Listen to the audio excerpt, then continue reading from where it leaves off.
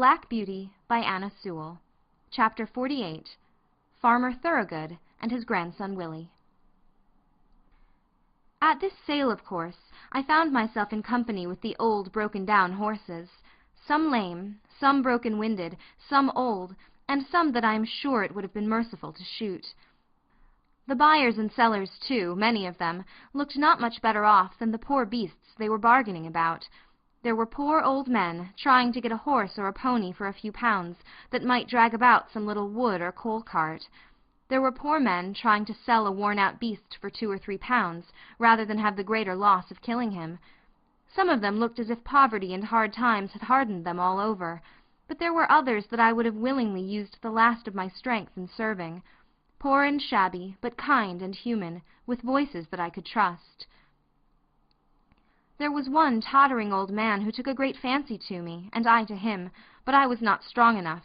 It was an anxious time. Coming from the better part of the fair, I noticed a man who looked like a gentleman farmer, with a young boy by his side. He had a broad back and round shoulders, a kind, ruddy face, and he wore a broad-brimmed hat. When he came up to me and my companions, he stood still and gave a pitiful look round upon us. I saw his eye rest on me. I had still a good mane and tail, which did something for my appearance.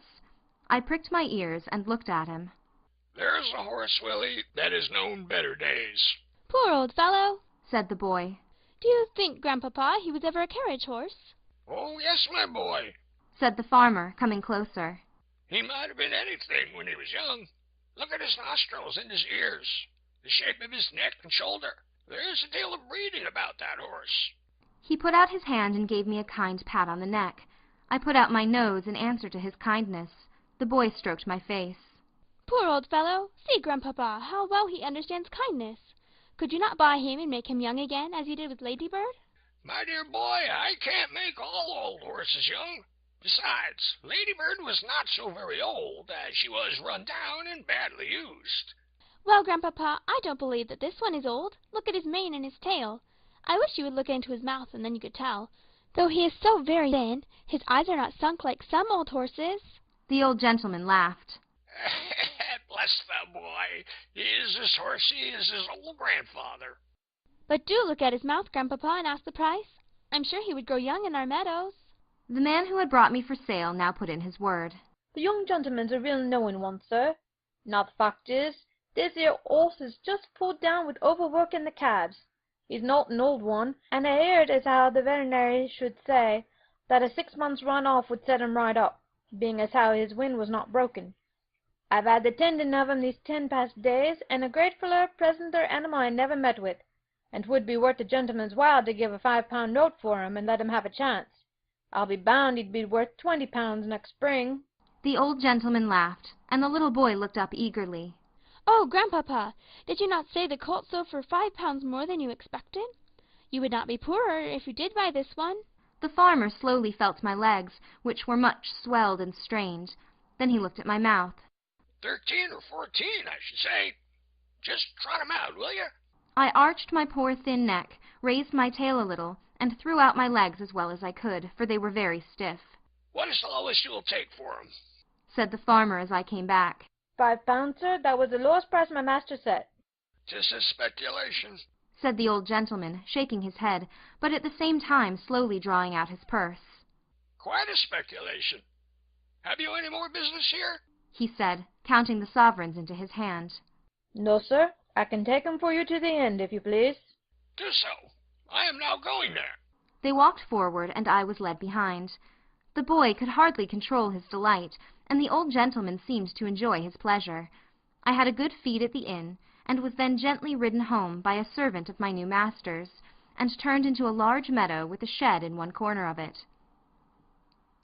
Mr. Thoroughgood, for that was the name of my benefactor, gave orders that I should have hay and oats every night and morning, and the run of the meadow during the day, and— "You, Willie," said he, "must take the oversight of him. I give him in charge to you." The boy was proud of his charge, and undertook it in all seriousness. There was not a day when he did not pay me a visit, sometimes picking me out from among the other horses, and giving me a bit of carrot, or something good, or sometimes standing by me while I ate my oats. He always came with kind words and caresses, and of course I grew very fond of him. He called me old crony, as I used to come to him in the field and follow him about. Sometimes he brought his grandfather, who always looked closely at my legs. "This is our point, Willie," he would say. "but he is improving so steadily that I think we shall see a change for the better in the spring." The perfect rest, the good food, the soft turf, and gentle exercise soon began to tell on my condition and my spirits. I had a good constitution from my mother, and I was never strained when I was young, so that I had a better chance than many horses who have been worked before they came to their full strength. During the winter, my legs improved so much that I began to feel quite young again.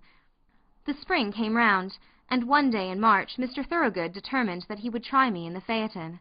I was well pleased, and he and Willie drove me a few miles. My legs were not stiff now, and I did the work with perfect ease. "He's growing young, Willie. We must give him a little gentle work now, and by midsummer he will be as good as Ladybird. He has a beautiful mouth and good paces. They can't be better." Oh, Grandpapa, how glad I am you bought him. "So am I, my boy, but he has to thank you more than me. We must now be looking out for a quiet, genteel place for him, where he will be valued." End of chapter 48.